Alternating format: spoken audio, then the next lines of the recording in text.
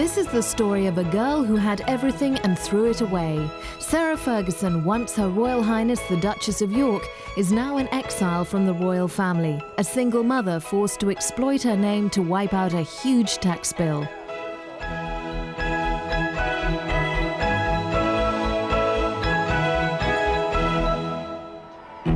Today, Fergie wishes she could return and talk to the young bride she once was.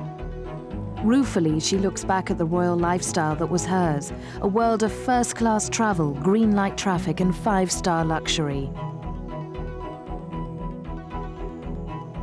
Gone now is the background organization that ensured her public duties ran with regal smoothness.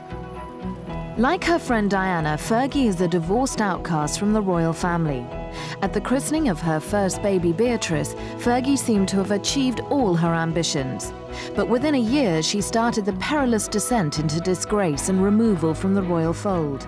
She rarely saw her husband, and while she and Diana relished much that royal life provided, they kicked against its restrictions. No one can marry into the royal family and have an easy, happy life. I mean, Fergie's not the only one. Diana, you know, even other people I could name and won't because they're still married and they're putting up with an awful existence. It's so incredibly difficult to adjust to that life, to become a prisoner in a golden cage. It's a life in which you make endless sacrifices. There's no freedom. And this is why, you know, Diana and Fergie both wanted to escape. It was a life they began to loathe. They just felt if you have only one life to live, it's impossible to live it happily inside a royal palace. By selling her book My Story in New York, Fergie is working to clear the mountain of debts accrued during the wild, reckless years that marked her passage from grandeur to downfall. Hi, how are you? It is a life far removed from the royal one which made her famous. Without the protection of bodyguards, she is open to casual autograph hunters, like a fading film star.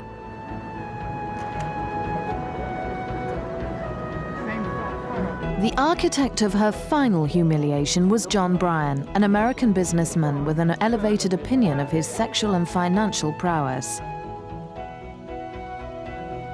He followed his friend, the handsome Texan oil man Steve Wyatt, in Fergie's affections during her husband's long absences at sea. Began her relationship with Steve Wyatt in 1989. She was then 3 years into her marriage, pregnant with her second child. She was seeing her husband on an average between 40 and 45 days a year, or at least that's how many evenings they were able to spend together. There was a huge void in her life. I think these men filled a void and yet didn't detract from her relationship with her husband because they were friendly enough when they saw each other. Following her disastrous affairs and her departure from the royal family, Sarah strives to maintain the style she knew in her 10 years as the Duchess of York. Sarah, straight ahead. Sarah, straight ahead. Aware of her limitations, she admits in her book, "I was never cut out for royalty." She adopts instead the pose of a show business celebrity in a Hollywood style unlike the staid traditions of the British royal family. It was those customs that she had tried so diligently to imitate in her eagerness to impress her in-laws.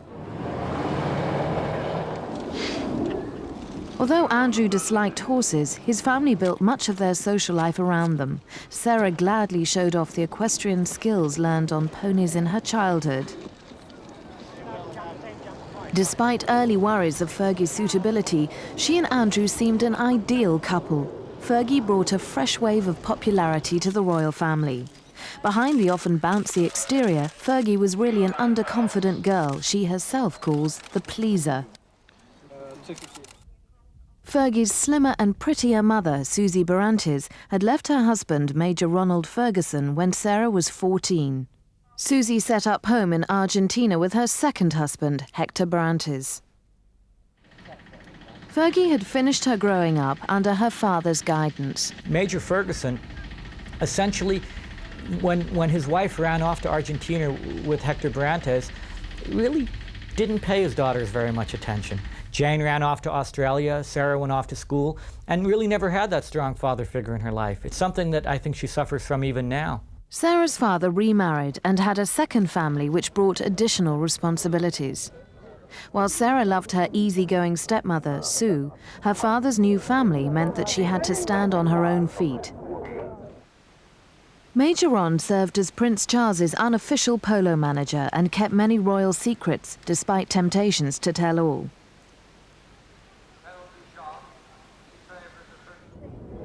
But Major Ron's own weaknesses were exposed when a tabloid paper revealed a massage parlor scandal. His daughter and his colleagues showed their loyalty by standing by him the day he was forced to resign from the Guards Polo Club.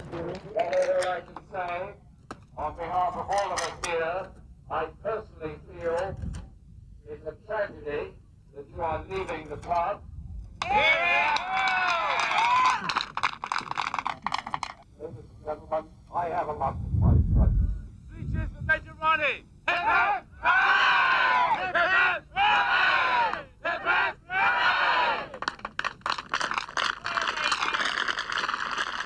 Hooray! You're rather interrupting us. That's it, that's right. Major Ron kept the support of Sarah and Andrew until he wrote his autobiography, which Sarah felt betrayed her. He said very revealing things about the royal family, things about the Duchess's relationship with Prince Andrew, and speculation about how it could evolve that really surprised the Duchess and I think upset her a great, great deal. She was appalled when he wrote that book about his past and all the scandals that he'd been involved in. It didn't help her at all, but she's now forgiven him.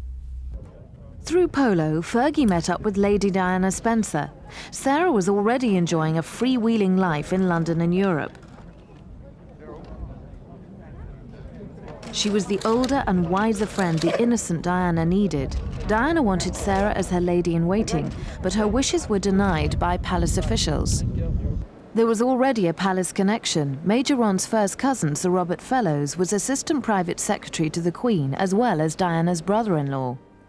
At Diana's wedding, Fergie, on the right, wearing a dress given by the bride, enjoyed an honoured front-row place beside the flatmates who had also supported Diana.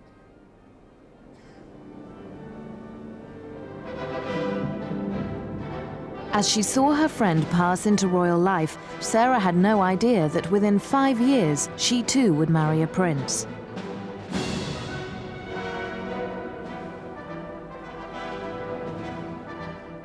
Although Fergie knew much about Diana's secret misery, she was attracted to the luxury and privilege which surrounded the princess.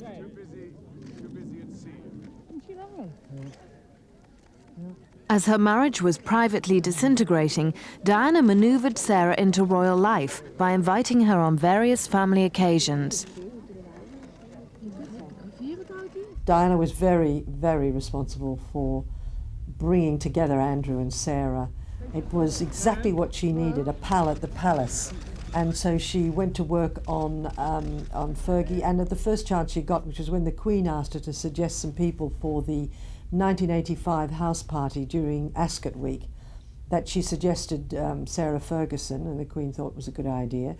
And of course they met at lunch, and they hadn't seen each other since they were children, Andrew and Sarah, and when they got together again, he realised what fun she was.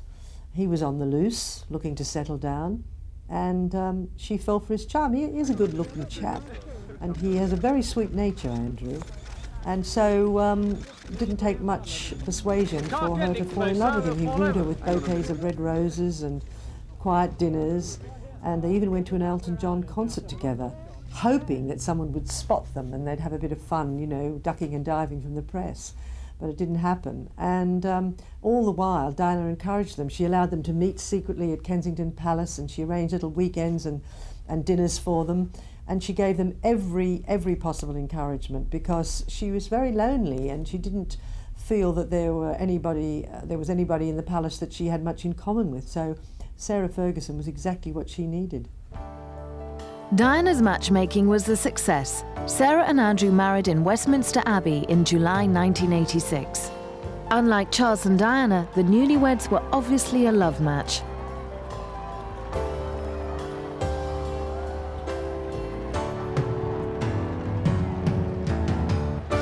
But their surface happiness hid a deeper truth. They were marrying on the rebound. Andrew had ended a romance with Coo Stark, and Fergie's previous love, Paddy McNally, a self-made millionaire 22 years her senior, had refused to marry her. Probably she did marry Andrew on the rebound when Paddy McNally made it clear that he wasn't going to marry her. But it seems to me she falls in love rather easily. And she'd always had a yen for that glamorous royal world that Diana had entered. And I think it was a lot of factors, not just Paddy McNally, that influenced her.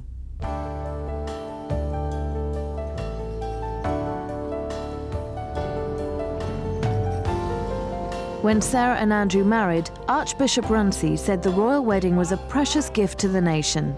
And on that sunny, happy day, who would have disagreed?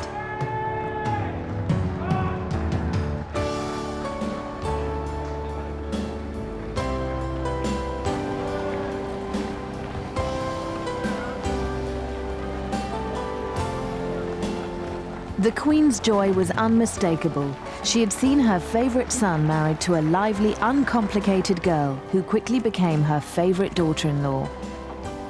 The royal family had an exciting new member, one who might deflect the growing estrangement between the Prince of Wales and his troubled wife by being the companion she badly needed.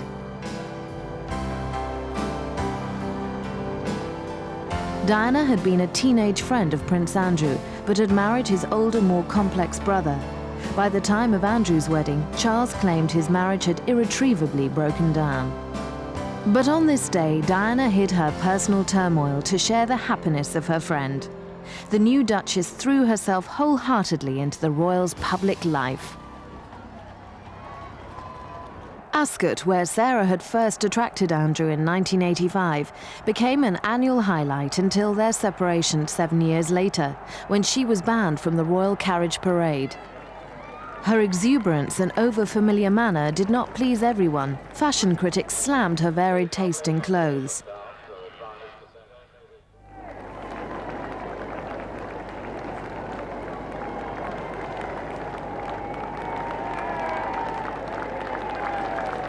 Behind the scenes, she was the recipient of carping criticism from palace officials and from some of the royals themselves. I think within the royal family, the person who she seemed to be most afraid of was Prince Philip. Early on in the marriage, apparently he had told her, now that you're a member of the firm, you can do anything you want, but you'll always be caught out. And she was always frightened about that. One time she walked into a room where the Queen and Prince Philip were going to have dinner with her, and she greeted each one of the servants by their first name. And when they sat down, Prince Philip turned to her and he said, "I thought you gave up flirting with the servants ages ago." And, you know, she was riveted by these one-liners that he'd come up with periodically. Princess Anne, who had marriage problems of her own, was unsympathetic to Fergie. Anne once called an outsider at a family lunch, and there was a furious row between Andrew and Anne. Fergie walked out the room in tears. Andrew demanded that Anne apologise, which she did, but after that, you know, there was a very, very frosty relationship between Fergie and Anne.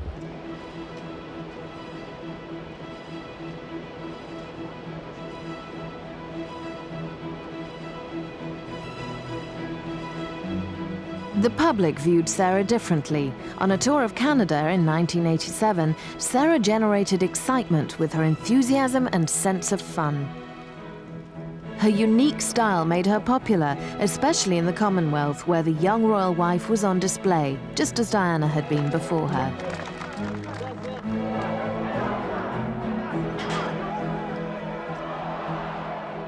Every aspect of Sarah's performance, from her manner to her hairstyles and earrings, was monitored by the press and the palace, and not always favourably.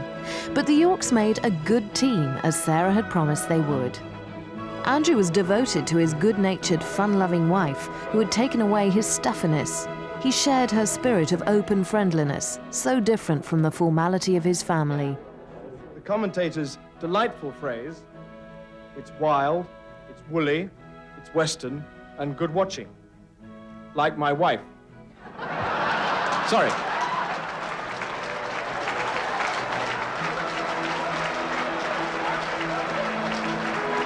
Others found her weak points, her weight and her clothes. She was cruelly nicknamed the Duchess of Pork and a style-free zone. Clothes are props to her. She has to wear them. She's not very interested in them. She'd rather go horse riding or skiing.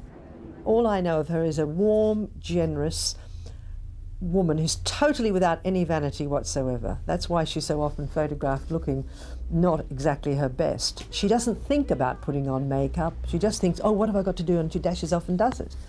And I find that rather endearing. She's not like the Princess of Wales, who spends hours beautifying herself and is working out endlessly and, you know, going to aromatherapy sessions every second day. She's just not like that, and that's why she gets into difficulties with her weight sometimes. She is just not a vain woman. In that respect, she resembles the Queen.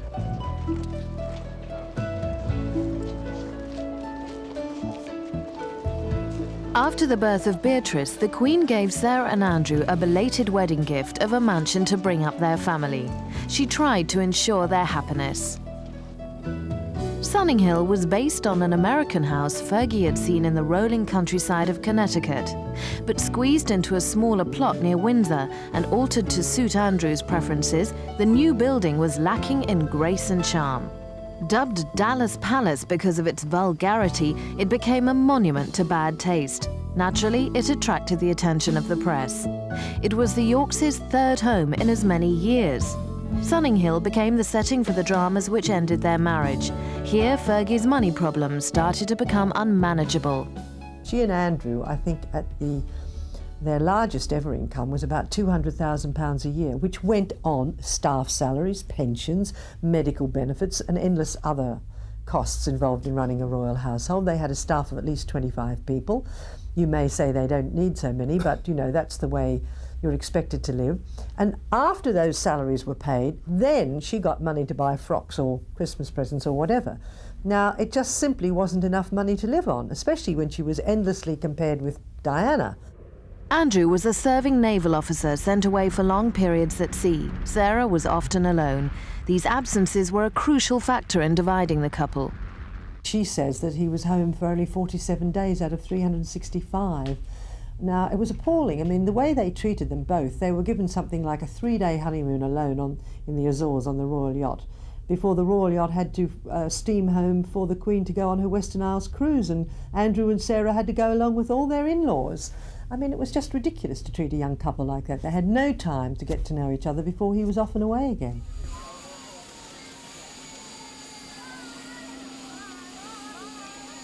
Sarah tried to cope with the empty spaces in her life by taking flying lessons.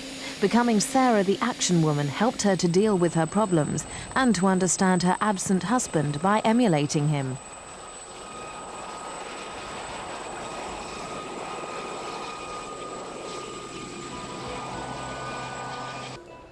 Skiing was another escape from palace protocol. She relished the freedom and thrill of the mountains.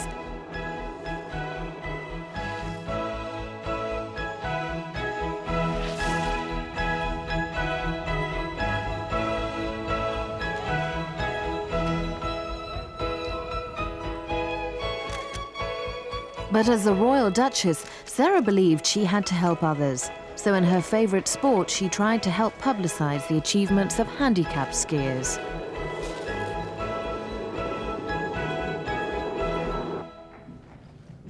I'm not going to sing a song, and I haven't prepared a speech, but I'm so pleased to be here today.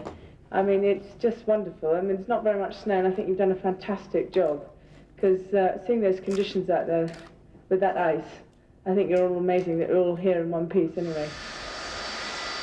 Her mixed motives attracted the criticism of the grey men at the palace. They were unhappy about her tendency to be drawn into commercialisation.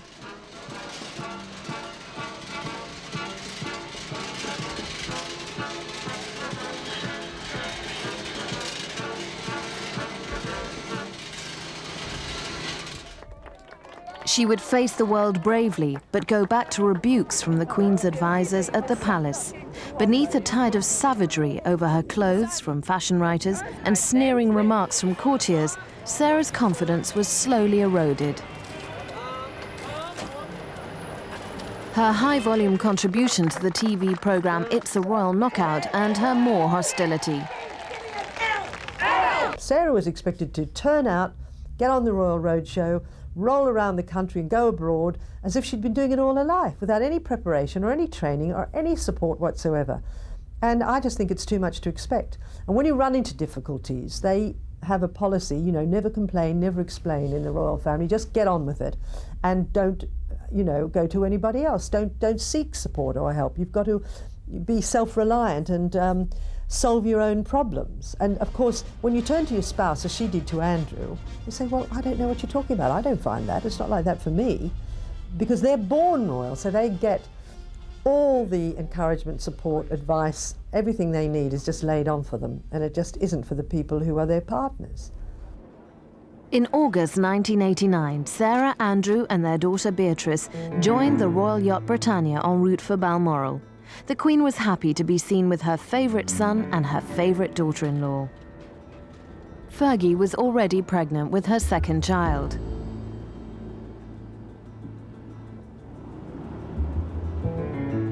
Within months, her journey would take her on a new and dangerous route. In November, she met handsome Texan playboy Steve Wyatt. Their affair involved secret trysts at home and abroad. Steve Wyatt was the main reason for the breakdown of her marriage. Fergie fell head over heels in love with him.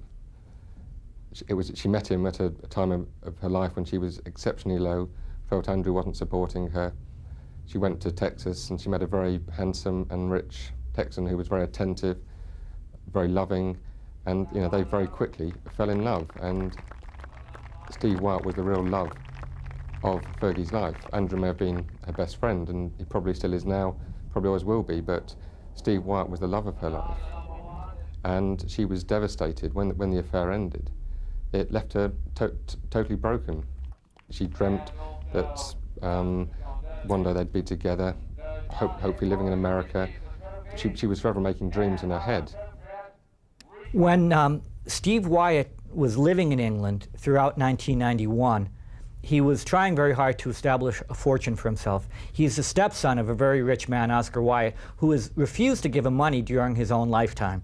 And so Steve simply is not as rich as people believe, although the Duchess found that out the hard way. And when she realized that he wasn't rich, he said, I'm going to go back to America, to Washington, and make my fortune. The Duchess actually helped outfit his apartment in Washington, filled out his Christmas list, and had every intention of waiting for him till he made the adequate amount of money, and then they were going to get married. The relationship ended because Steve distanced himself from her. He started getting just really, really lax. One time I was with her and she said, you know, I called Steve up and you know what he told me? He's in the middle of watching a football game, that I should call him back after halftime is over. And you know, this kind of stuff pushed it too far and she just got the feeling she wasn't wanted anymore. And then he got involved with another woman.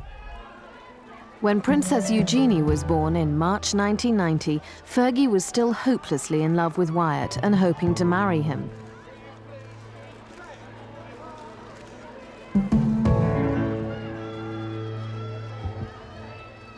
She played a charade with her husband, who refused to listen to gossip, treating Wyatt as a friend. Taken in by pictures of family togetherness, the public had no idea of the truth behind her facade.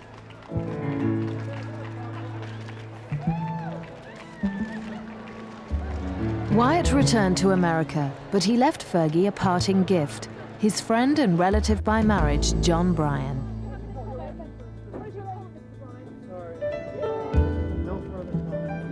To the comments, statements I made last night.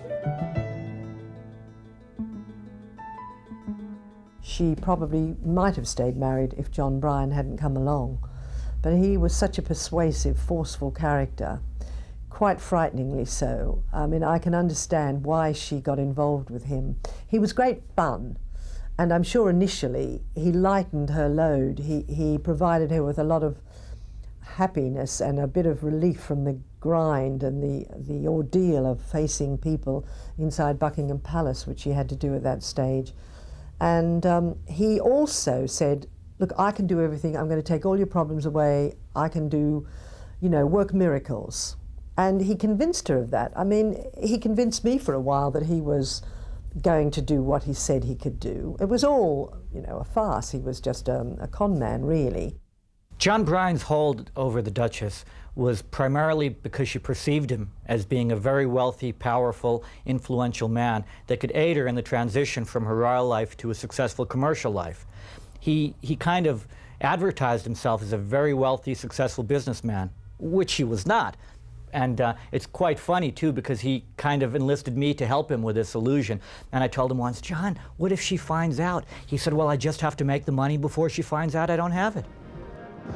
Both Fergie and Diana consulted astrologers and psychics in attempts to foretell the future. Fergie turned to Greek-born Madame Vasso to discuss her men. Both were trapped in unhappy marriages, desperate to see what the future had in store for them, and that they believed by, speaking, consulting to people who, with psychic abilities, that they would know how it would turn out and whether there was a sort of, light at the end of the tunnel. The husbands were very different problems with both their husbands, but both were unhappy and wondered whether things were going to work out for the best. Although Fergie trusted Vasso like a substitute mother, she didn't always follow her advice, particularly over John Bryan. Vasso told Fergie 1,000 times, that man will bring you nothing but bad news. Get rid of him. I don't like him. I don't trust him. And Fergie didn't listen to Vasso. Perhaps if she did, she wouldn't have been in the mess that she was in. But Vasso met John Bryan on a number of occasions, and even went to his flat on a number of occasions when he asked her for readings. Didn't trust him, believed he was only out for what he could get for himself. Fergie even ignored clear evidence of Bryan's double-dealing. Sarah was ill, and Vasso used to frequently send Fergie flowers, and she rang up John Bryan and said, look, I've got a nice bouquet of flowers to cheer Fergie up, will you take them over for me? So he picked them up and delivered them, and the next day Vasso rang to ask, what she thought of the flowers, and Fergie said, what, the flowers were from you? I can't believe it. And Bryan had just delivered them as his own. I mean, it's only a small point, but it shows what sort of a man he is. Fergie's adventures with her American lovers had not gone unnoticed by the Queen's top advisors, the grey men behind palace walls. Her two embarrassing affairs convinced her enemies that she should be removed from the royal family. But the knives were out for Fergie. While Sarah was in private discussions with lawyers, news of her impending separation was leaked to the Daily Mail, much to Sarah's horror. The palace had seized the initiative to remove the Queen's daughter-in-law from her royal duties.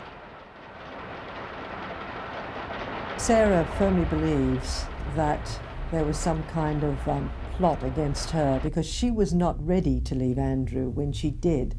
She was forced to because the story was leaked to the Daily Mail. And she believes that she now knows who leaked it and that they had some Machiavellian plan to get rid of her. Perhaps she wouldn't have left Andrew if that story hadn't emerged the way it did. Certainly, she was blamed by the palace for leaking it, and she was totally innocent of that because she wanted to make a lot of plans and just be sure she was doing the right thing. And she was totally unprepared when the story came out, and the separation was quickly announced. She was put in a terrible position. Fergie found hostility within the royal family. Prince Philip and Princess Anne were already critical. Now Princess Margaret took their side.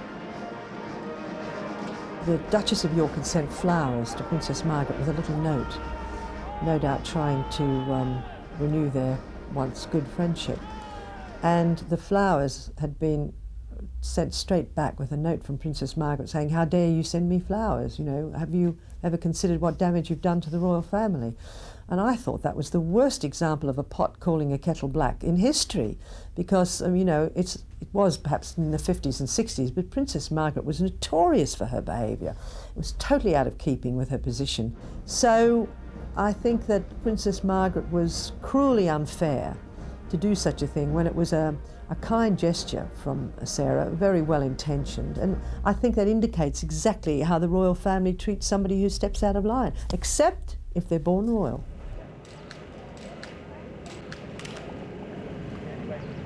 Aware of her sister's antipathy, the Queen still continued to offer her troubled daughter-in-law her personal support, encouraging her to attend various family events. Over the years, the Duchess was quite convinced that the Queen was hoping that the Duchess's fight against this bureaucracy that had taken over the monarchy was going to be a successful one. And the times that I thought it was most drastic, the Duchess used to go over and see the Queen on Sundays with her children very often. And she'd come back with varying degrees of enthusiasm of the support that she was being promised by the Queen. But at one point, the Queen invited the Duchess to come for the Christmas holidays, but to stay in a farmhouse. She wanted to see her grandchildren. She told the Duchess, if you come, you know, maybe we can meet secretly, and at least I can see my grandchildren for Christmas.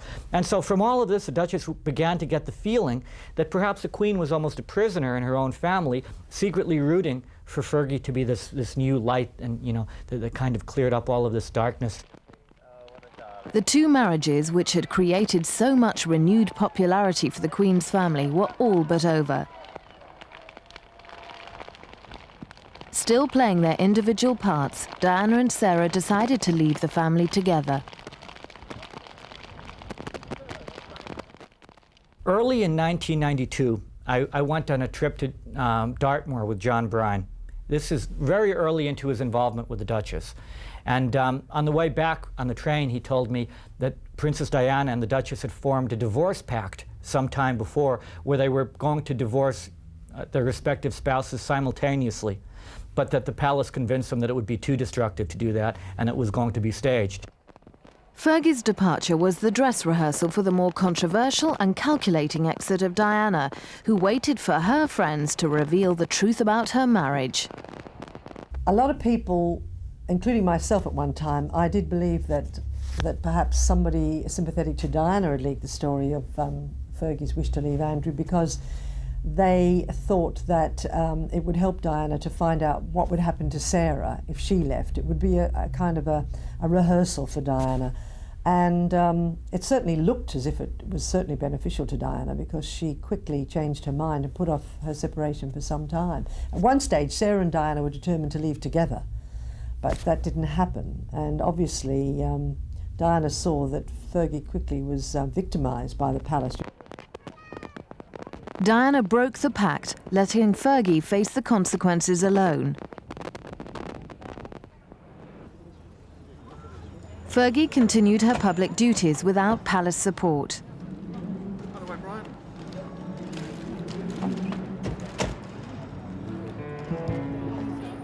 Under Bryan's influence, Fergie let her guard slip. The result was catastrophic. While on holiday with Johnny Bryan at a villa in the south of France, the couple were photographed together while her young children looked on. The true nature of their relationship was exposed.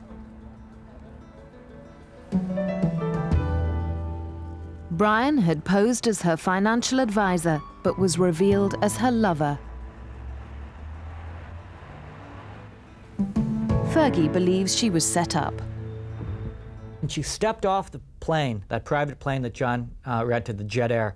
She was photographed walking down the steps of the airplane with a scarf and sunglasses on. That photograph appeared in the local newspaper the next morning. She was followed in the car by a motorcyclist all the way to the villa that they rented. I mean, and then there was a van parked on the side of the road with one-way mirrors photographing her as she drove along. I mean, 3 tip-offs. How much more information did she need? I told her many, many times, years afterward, I said, at least on a subconscious level, admit to me you both wanted to get caught. You made too many mistakes. Fergie believed the confident Bryan could prevent publication of the pictures. But his attempt to gain an injunction failed. John Bryan rang Fergie to say, "We've lost, the pictures are going to appear." Fergie was absolutely devastated and shell-shocked, because Bryan had convinced her he'd sort it all out, as he always did. He said, "Don't worry, I'll sort it all out." He couldn't. And she sat down, had a large brandy, probably another large brandy, sat there all night, not being able to sleep, and, you know, had to face the royal family. Although separated, Fergie had been invited by the Queen to Balmoral to join the royal family on their summer break. They were all there when the topless, toe-sucking pictures were published. There are two versions of that, what happened. One is Sarah's version in her own autobiography, where she says she didn't go down to breakfast. And there is another version told by former friends of hers that she did go down to breakfast and she found that the Queen had left all the tabloid newspapers on her plate. She told me that she went down to breakfast and the Queen was sitting there with all of the newspapers all lined in front of her, and that it was a very awkward moment for her. What she says in her book is that she stayed upstairs having taken a Valium pill, and that Andrew confronted the family looking nonplussed as they all looked through the newspapers, and he flicked through them too. After apologizing to the Queen, Fergie left Balmoral in disgrace.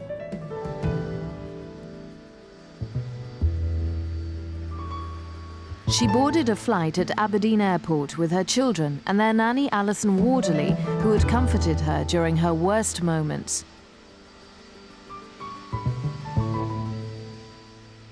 My lasting memory of that day is when she came back to London, how she held her head up.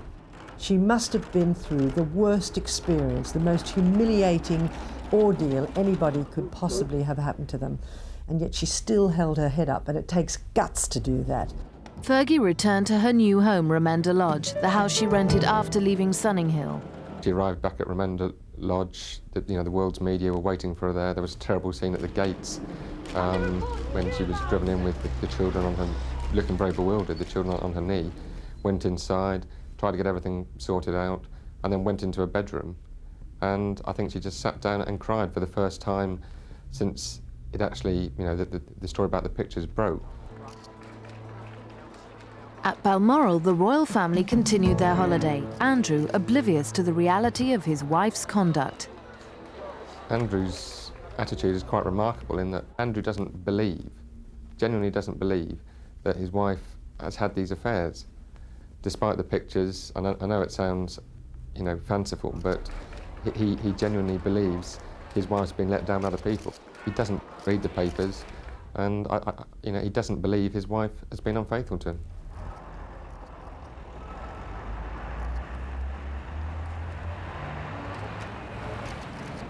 By contrast, Brian loved publicity, particularly that surrounding his affair with Sarah. He even placed stories about her and Andrew in the press. She was very much under his spell. She likes Americans. She likes their free and easy ways and their glamour, I suppose. And he was a lot of fun. And when you've got a miserable existence, somebody like that can be very captivating. So it was understandable, but inevitably she found out what he was really like, and it broke her heart. Fergie suspected that both her love affairs were deliberately exposed by her enemies. Pictures of her with Steve Wyatt were surprisingly found in his old flat. Again, this is January 1992 period, second week of January, when those things were found, that, the palace put them there, perhaps MI5. The apartment had certainly been cleaned. Steve had no access to those photos, and a million different things. Just like all of the talk after the South of France pictures, that had been leaked also by the palace. There's a great deal of paranoia and searches for fall guys in the form of the Grey Men or palace Machiavellian schemes. And the pictures of Steve Wyatt fell into the same category that the pictures with John Bryan ultimately were kept, in the category of a plot. And knowing Steve Wyatt and John Bryan, and these are two chaotic guys that, no, there's no plot involved here at all. They were just two careless guys that were relishing the fact that they were with a member of the royal family, and to a great deal both profited by being caught. But for Fergie, the exposure only brought further humiliation and disgrace. She carried on with her everyday routine, taking her children to school, but her depression was evident, particularly in her neglected personal appearance. Sarah's affairs with Wyatt and Bryan cost her a royal title, and her generosity to them only added to her escalating debts.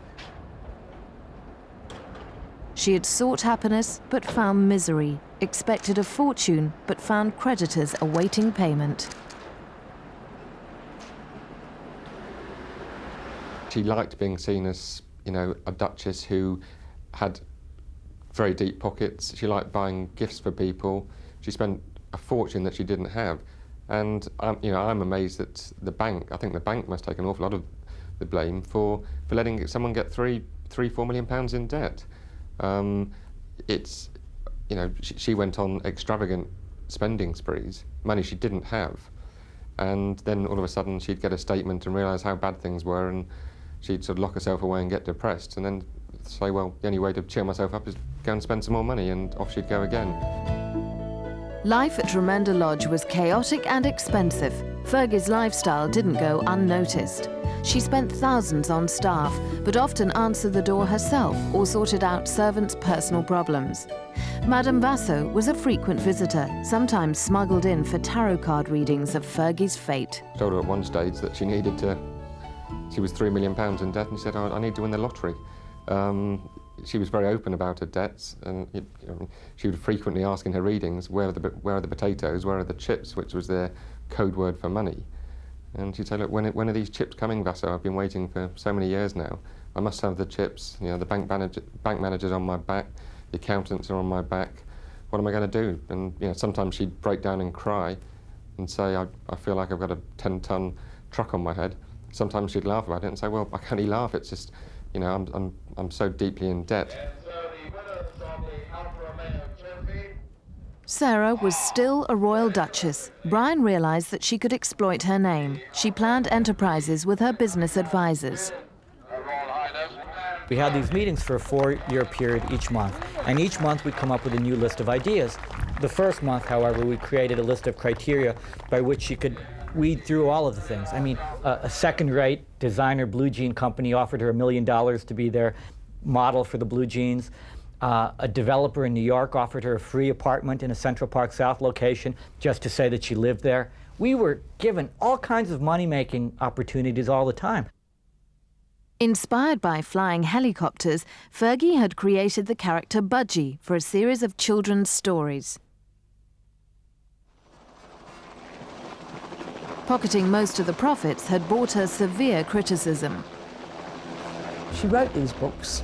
Immediately there was a big stink caused that because she didn't turn over all the royalties to charity. Well, she said, well, why should I? You know, it's all very well for Prince Charles to donate money from his books because he has this vast income from the Duchy of Cornwall. So I think she was quite justified in what she did, but it did get her in a very bad odour with everybody, from the media to the public, and it was totally unfair. Come on, everyone. Thank you very much. Fergie still tried to help raise funds for others. She continued her work in Britain and in missions to Eastern Europe after she set up her own charity. It's for £18,816.56. That's incredible.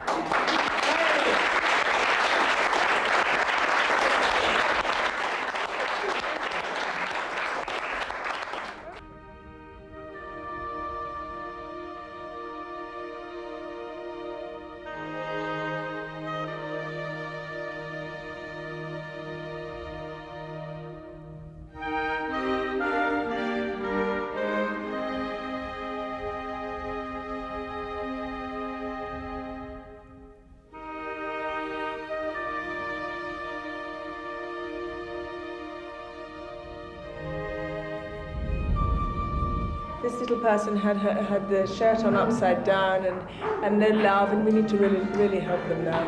Look at this, look at the lovely eyes. You know exactly what I'm talking about. However well-intentioned, Fergie's motives were questioned. She was accused of mixing charitable and commercial schemes, arising from her well-publicised support of charities in Eastern Europe. I don't really look at it that way.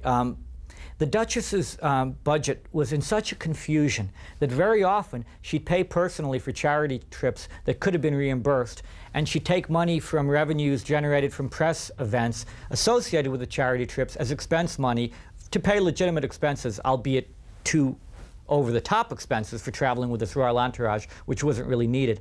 But she didn't milk the charities directly for money. No, she didn't do that at all. What she did do is she used the charities, in my opinion, as an alibi to win love and acceptance, as sort of a mask of legitimacy for ventures that she doesn't want to take responsibility for having done for more selfish reasons. It is serving the role of an alibi. It's complex, like everything that she does.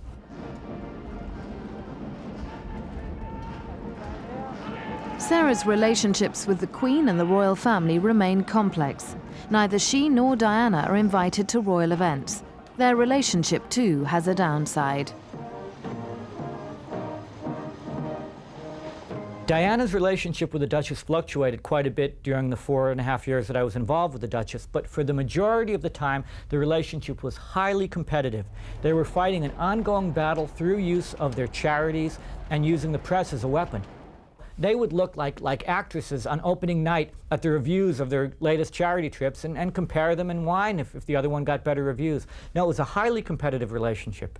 They fell out once over some charity work which Sarah promoted, an AIDS charity, and Diana rang her up and said, "What on earth do you think you're doing, trying to hijack a charity that I've done, a cause that I've done so much for?"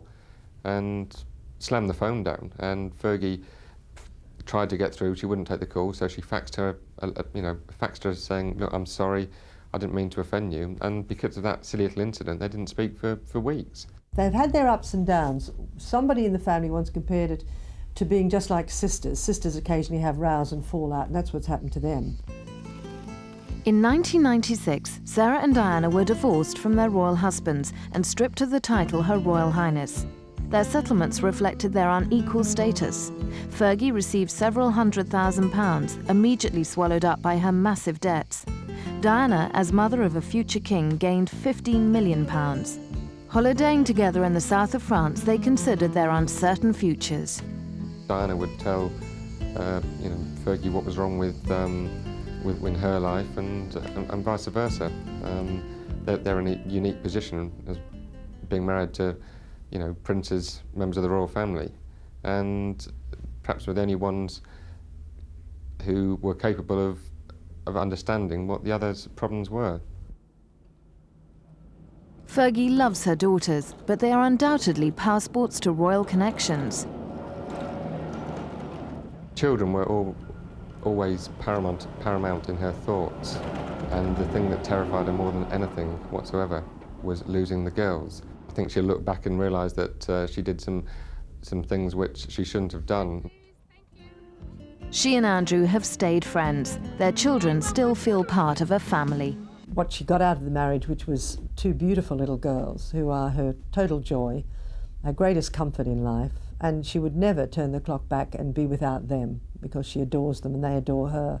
Early in October of '92, she and I were talking about families and children, and I was at that point thinking of starting up a family. She said, "Alan, if you're not 100% sure, don't have children. They are such pests."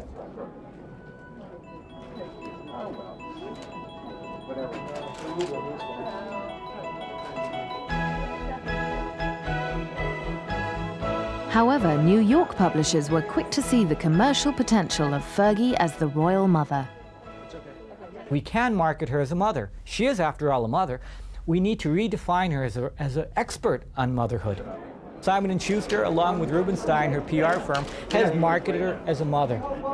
And so we believe now, because we've been fed this, that she's a good mother. Is she, though? Or is she sort of a distant mother who spends a great deal of time traveling and a great deal of time involved with her own problems? I don't know. I think the jury's out on that one. Sarah Ferguson assumed an almost other identity called Fergie, Duchess of York. At times, an irresponsible person who lived and grew before the public eye and whose immaturity was at times overwhelming. She's left her rented home and moved back temporarily to the marital home, Sunninghill Park House, in an effort to downscale her expensive lifestyle. She may be divorced, but Fergie is nevertheless jealous of Andrew's friendship with attractive Henriette Peace. She has warned her not to get too close to her ex-husband, whom she says she still loves. Fergie could still find a wealthy new husband. Meanwhile, she's obliged to take every money-making opportunity to chip away at her huge tax bill. "I don't want to be commercial," she claims, "but I have to be." Whatever will Fergie do next?